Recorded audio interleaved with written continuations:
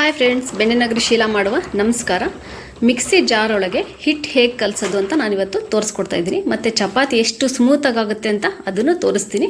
ನೋಡಿ, mixie jar ಅಂದರೆ ಹಿಟ್ಟಿನ ಜಾರ್ ಈ ಥರ ಇರುತ್ತೆ. ಅದಕ್ಕೆ ನಾವು ಎಣ್ಣೆ ಕ್ಲೀನಾಗಿ ಸವರ್ಕೋಬೇಕು, ಇಲ್ಲಾಂದರೆ ಅಂಟ್ಕೊಳ್ಳುತ್ತೆ. ಆ ಕಡೆ ಈ ಕಡೆ ಎಲ್ಲ ತುಂಬ ಅಂಟ್ಕೊಳ್ಳುತ್ತೆ. ಹಾಗಾಗಿ ನಾನು ಮಿಕ್ಸಿ ಜಾರ್ ಒಳಗೆ ಎಣ್ಣೆ ಈ ಥರ ಎಲ್ಲ ಕ್ಲೀನಾಗಿ ಒಂದು ಕಡೆಯಿಂದ ಕ್ಲೀನಾಗಿ ಸವರ್ಕೊಂಡು ಹಿಟ್ಟು ನಮಗೆ ಎಷ್ಟು ಬೇಕೋ ಅಷ್ಟು ಹಿಟ್ಟು ಹಾಕೊಳ್ಳೋಣ.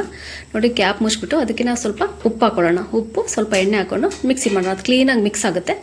ಆಮೇಲೆ ನಾವು ಸ್ವಲ್ಪ ನೀರು ಹಾಕೊಳ್ಳೋಣ. ಸ್ವಲ್ಪ ನೀರು ನಮಗೆ ಎಷ್ಟು ಬೇಕೋ ಅಷ್ಟು ನೀರು ಹಾಕೊಳ್ಳೋಣ. ಅದು ಗಟ್ಟಿ ಆಯಿತು ಅಂದರೆ ಸ್ವಲ್ಪ ನೀರು ಹಾಕೋಬೋದು. ತುಂಬ ತೆಳ್ಳಗಾಯಿತು ಅಂದರೆ ಹಿಟ್ಟು ಹಾಕೋಬೋದು. ನಮ್ಗೆ ಯಾವ ಥರ ಬೇಕೋ ಆ ಥರ ಹಿಟ್ಟು ನಾವು ರೆಡಿ ಮಾಡ್ಕೋಬೋದು. ನೋಡಿ, ಈ ಥರ ಆಗಿದೆ. ತುಂಬ ಸ್ಮೂತಾಗಿ ತುಂಬ ಚೆನ್ನಾಗಾಗಿದೆ.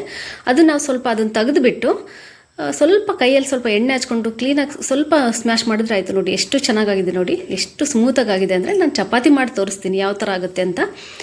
ಹಿಟ್ಟು ನಾವು ಯಾವ ರೀತಿ ಕಲಿಸ್ತೀವಲ್ಲ ಅಷ್ಟು ಚೆನ್ನಾಗಿ ಚಪಾತಿ ಆಗಲಿ ರೊಟ್ಟಿ ಆಗಲಿ ನಾವು ಎಷ್ಟು ಸ್ಮ್ಯಾಶ್ ಮಾಡ್ತೀವೋ ಅಷ್ಟು ಚೆನ್ನಾಗಾಗುತ್ತೆ. ಅದು ಗೊತ್ತಿರಬೇಕು ನಿಮಗೂ. ನೋಡಿ, ಎಷ್ಟು ಚೆನ್ನಾಗಾಗುತ್ತೆ. ನಾವು ಮತ್ತು ಚಪಾತಿ ಹೇಗಾಗುತ್ತೆ ಅಂತಲೂ ನಾನು ತೋರಿಸ್ತೀನಿ. ಮಾಡೋಕ್ಕೆ ಥರ ಖುಷಿ ಅನಿಸುತ್ತೆ. ಅಷ್ಟು ಚೆನ್ನಾಗಿರುತ್ತೆ ಹಿಟ್ಟು, ಅಷ್ಟು ಸ್ಮೂತಾಗಿರುತ್ತೆ. ಹಿಟ್ಟು ತುಂಬ ಸ್ಮೂತಾಗಿರುತ್ತೆ ಮತ್ತು ಚಪಾತಿನೂ ತುಂಬ ಚೆನ್ನಾಗಾಗುತ್ತೆ. ನೋಡಿ, ಚಪಾತಿ ಈ ಥರ ಮಾಡಿಬಿಟ್ಟು ಎಣ್ಣೆ ಇಲ್ಲದ್ರೆ ತುಪ್ಪ ಏನಾದರೂ ಹಾಕ್ಕೊಂಡು ಈ ಥರ ಮಾಡಿದ್ರೆ ಚಪಾತಿ ಎಷ್ಟು ಸ್ಮೂತಾಗಿದೆ ಅಂತ ತೋರಿಸ್ತೀನಿ. ನೋಡಿ, ಚಪಾತಿ ರೆಡಿ ಆಯಿತು. ನೆಕ್ಸ್ಟ್ ನಾನು ಇನ್ನೊಂದು ಚಪಾತಿ ಮಾಡಿ ತೋರಿಸ್ತೀನಿ. ನೋಡಿ, ಇದೊಂದಾಯಿತು. ನೆಕ್ಸ್ಟ್ ಇನ್ನೊಂದು ಚಪಾತಿ ಮಾಡಿ ತೋರಿಸ್ತೀನಿ.